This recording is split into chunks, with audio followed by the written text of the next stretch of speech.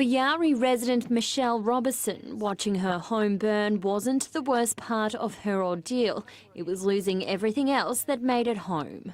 But I did lose all my sheep, all my pigs, my cows, my dogs, my chooks.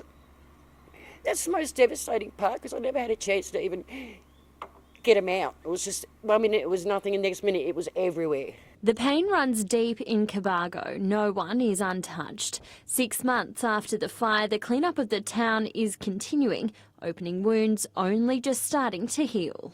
The fire was bad enough, but when you see everything being stacked into trucks and taken away, that was just a bit too much. Jim and Enid Humphreys' home burnt down in a house fire prior to the summer's bushfires, but the January 31st blaze took just about everything else. We lost absolutely everything except what we had on.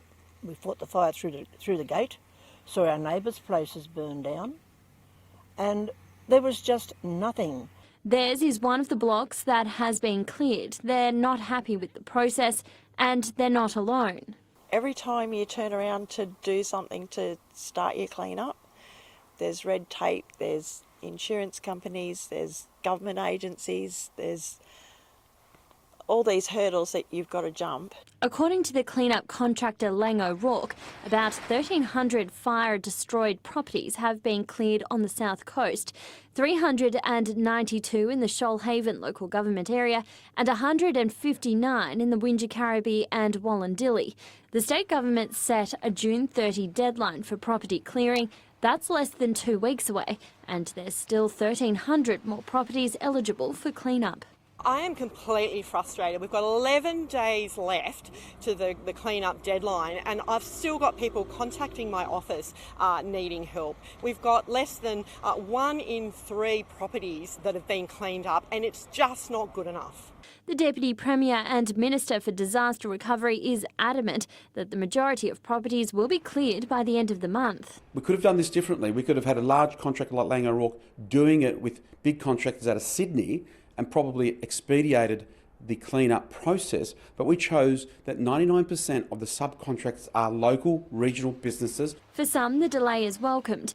Michelle Robertson has asked for her property to be cleared last, giving her time to let go of the past. Every time I went out there before I got sick, I just threw up. I couldn't help it. But now I'm getting a bit better with that. I can go out there now and sift around a bit. And, I found a couple of things, but there's a lot of other things that I know shouldn't have melted.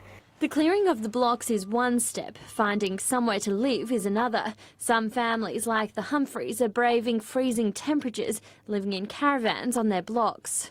Good coat, good blanket. I might be down, but I'm not out. Not yet, anyway. At a local level, there's been a groundswell of support. Mel Britton and her friend Ange Kane have been working tirelessly to check in on others, but they say coordinated support between all levels of government and charities is needed. We still need help. Our town, our villages, our shire, it needs a lot of help. So we need boots on the ground, we need people out there, we need people visiting each property. David Allen, publican of the Cobargo Hotel, where community members come and go, meet and seek help, agrees. We needed someone appointed down here to really take control of it and we didn't, and we're sort of paying the price of that now. Samara Gardner, Win News.